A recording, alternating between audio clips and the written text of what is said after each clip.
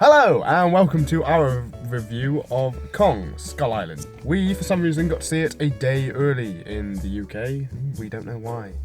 Even the poster says it comes out tomorrow. So this is a spoiler-free review, so don't worry about us ruining the film. We're just going to sort of talk overview of it. So just to begin, this film is good. Yeah! We both thoroughly enjoyed it. I didn't particularly enjoy Godzilla, which is same studio, and this is much better than that and much more enjoyable, and the storyline is just overall better. Thankfully, this one doesn't suffer from the issues that a lot of people had with Godzilla, such as not showing Godzilla that much. So overall plot of the film is John Goodman's character tricks the sort of government into sending him and a science team to study the geography of this hidden island. But once they get there, it turns out that Kong is there, and some of the scientists did know and some of them didn't, and yeah, there's a big sort of confrontation to do with that.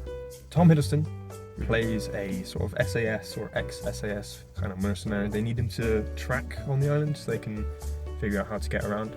And he's really good. Yes. He's sort of new to the kind of action hero stuff. He's been like Loki before, so he's kind of been like your conniving villain, but this time he finally gets to sort of show his chops as your classic action hero. I mean, it's set in the 70s as well, so it's that kind of era. And I think for the most part, he does quite well.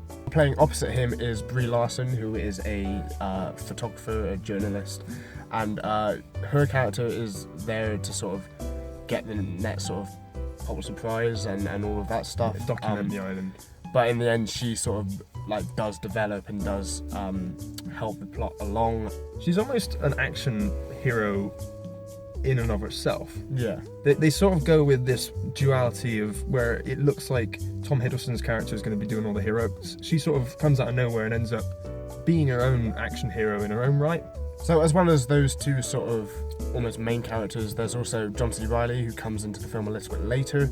Obviously in the trailer he has been living on the island for the last 26 years or something like that. And he is actually really, really enjoyable. Yeah. The trailers, I sort of thought maybe I won't enjoy his sort of quirky or like almost sarcastic. And yeah, it looked a bit like he was just there for comic relief. But yeah, but there's a bit of heart in there. There's a bit of badassery. He does his fair share of the action. Definitely. And he's one of the main sort of drives in the plot. He does sort of the most for the story. He almost, in some scenes, plays like the sensible character, whereas everyone, like, you would imagine he'd be the sort of crazy character, but in certain scenes he's like headstrong and like, guys, this is fucking nuts, what are we doing? So Sam Jackson and John Goodman are sort of, whilst still part of the team, they're a bit more on the middle of the road, sort of villainous kind of characters. Yeah, you like them the least out of everyone. Yeah. Which, as we know from like 10 Cloverfield Lane, Django Unchained, they can play these sort of not bad guys but kind of bad guys quite well. So yeah, they really thrive in these roles, and I think one of the best things this film does is share screen time really well. You get to know each character's like story, and you sort of care enough for each character that if anything happens to them, then you will be sort of affected by it during the film.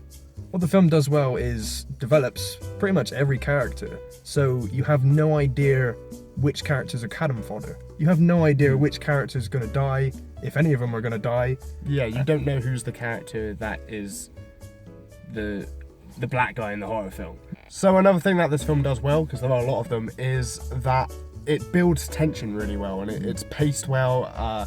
It's not like Peter Jackson's King Kong, where you're sort of like just draining and then it's like, oh, a bit of action, then you're draining again. It's very much, these are the storylines, these are what they're doing, these are how they meet, these are, it gets on with it, and you're not bored at any point. And as a bonus to that, the film is actually really stylish. It sort of has that kind of Apocalypse Now look. but they don't overdo it. No. But there are some great shots, some great use of slow-mo, I thought. The CG looks good as well. Yeah, I'd sort of said before, just from the trailers, that I didn't really like the way Kong looked, because obviously they got it so right in King Kong and like the Planet of the Apes movies that I wasn't really a fan of how this Kong looked. But now seeing it in the big screen and what the final sort of Really happy version of with it looks amazing. Yeah. For the most part, the editing is quite good, but there are some scenes that feel a bit disjointed. Really, some of the editing feels a bit as if the studio might have stepped in and said, all right, cut this scene down. This is too long. So this is a PG-13 or a 12A in the UK. But they really push that age rating. There's quite a lot of violence in this Big film. time. Like, they could have got a 15 or an 18. Yeah, just a few more sort of blood moments, a few sort of wider shots as opposed to tighter shots, and it would have been a very comfortable R. So Sam, would you recommend this movie to anyone? I think you should see this film if you enjoy action movies. If you saw Godzilla and thought, we need a monster movie where you're not afraid to show the monster and just enjoy, just make jokes out of it and have fun with the property, this is that film. Godzilla took itself a bit too seriously. This one knows how to sort of have a laugh with itself. And I think if you're looking for that kind of fun popcorn flick, then this is the movie for you. So Neil, would you recommend this movie to him? Yeah, I'd recommend it again to people who like action, people who like those sort of classic monster movies. Yeah, this is the second chance that the legendary Monsters franchise needed. I wasn't a big fan of Godzilla. I really enjoyed Kong. I think this is that second chance that like DC haven't been able to get right. This is just they've gone, we didn't like that. This is how we're going to do it better.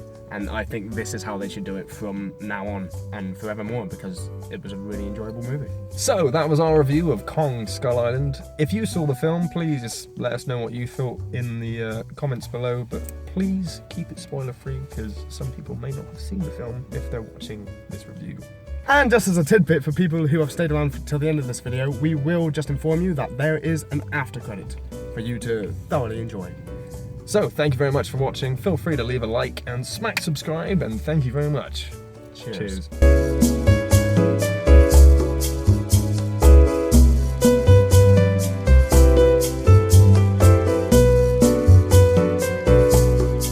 Hello! And welcome to our review of King Kong. What's it called? What's it called?